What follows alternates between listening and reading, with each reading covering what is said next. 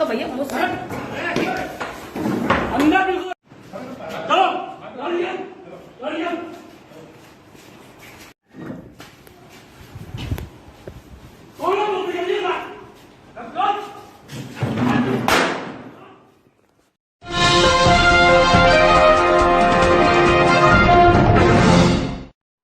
ठा ठा ठा योगी सरकार की ठा ठा ठा। और ये ठा ठा करने वाले शख्स हैं दिगेंद्र प्रताप सिंह, प्राथमिक विद्यालय में सहायक अध्यापक यानी कि प्राइमरी के मास्टर हैं। इनको तकलीफ इस बात की कि सरकार मेरी है, मुख्यमंत्री मेरी जाति का है और एक प्रधान अध्यापक वो भी पिछड़े वर्ग के अरविंद कुमार की इतनी हिम्मत कि मुझसे कहें कि डेली विद्यालय आओ। साथियों नमस्कार, मैं हूं नीरज पटेल और आप देख रहे हैं नेशनल जनमत। ये पूरा वाकया एटा के सकीट ब्लॉक क्षेत्र के प्राथमिक विद्यालय जलालपुर सांथल का है। दरअसल दिगेंद्र प्रताप सिंह इस विद्यालय में सहायक अध्यापक हैं और यहां प्रधान अध्यापक हैं अरविंद कुमार जी। अरविंद कुमार जी का आरोप है कि दिगेंद्र प्रताप सिंह कभी कभी विद्यालय आते हैं, अधिकतर अनुपस्थित रहते हैं। जब वो 19 अप्रैल यानी कि कल मंगलवार को विद्यालय पहुंचे तो पिछले जितने दिन नहीं आए थे उतने दिन के साइन करने लगे।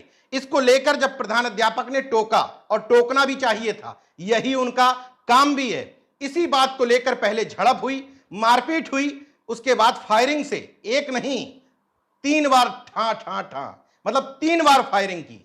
छोटे छोटे बच्चों के सामने किए गए शक्ति प्रदर्शन के बाद एटा के बीएसए संजय सिंह का कहना है कि शिक्षक को निलंबित कर दिया गया है।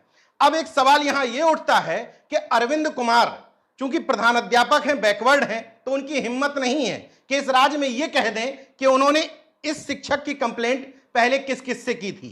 लेकिन नेशनल जनमत से बातचीत में वो ये जरूर कहते हैं कि मैंने आला अधिकारियों को बताया था कि दिगेंद्र प्रताप सिंह विद्यालय नहीं आता है।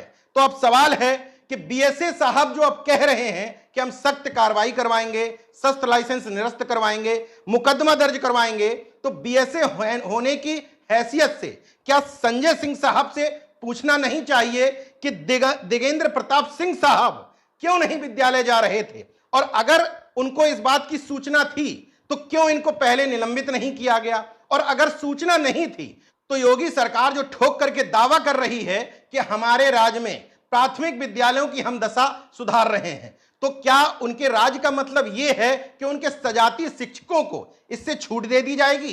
नेशनल जनमत का सवाल यह है कि दिगेंद्र प्रताप सिंह की जगह अगर कोई यादव या खान होता तो यही दलाल भांड कॉर्पोरेट गोदी मीडिया बुरी तरीके से चिल्ला रही होती और लग रहा होता कि हिंदुत्व और हिंदू खतरे में आ गया है। अगर खान होता तो उसको अभी तक आतंकवादी कनेक्शन जोड़ दिया जाता। यह भी बताया जा सकता था कि शस्त्र उसको सीमा पार से उपलब्ध कराया गया है।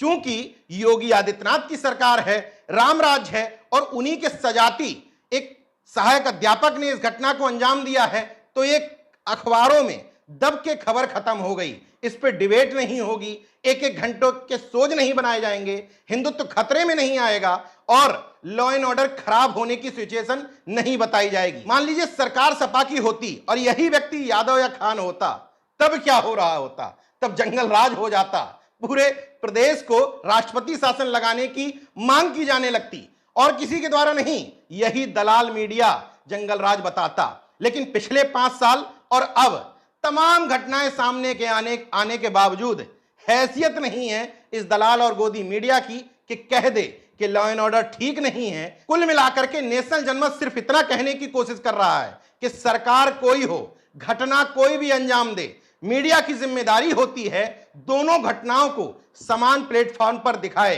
अफसोस ऐसा नहीं हो रहा है। बहरहाल अब देखना यह है कि इस ठा ठा वाले शिक्षक को सजा क्या दी जाती है।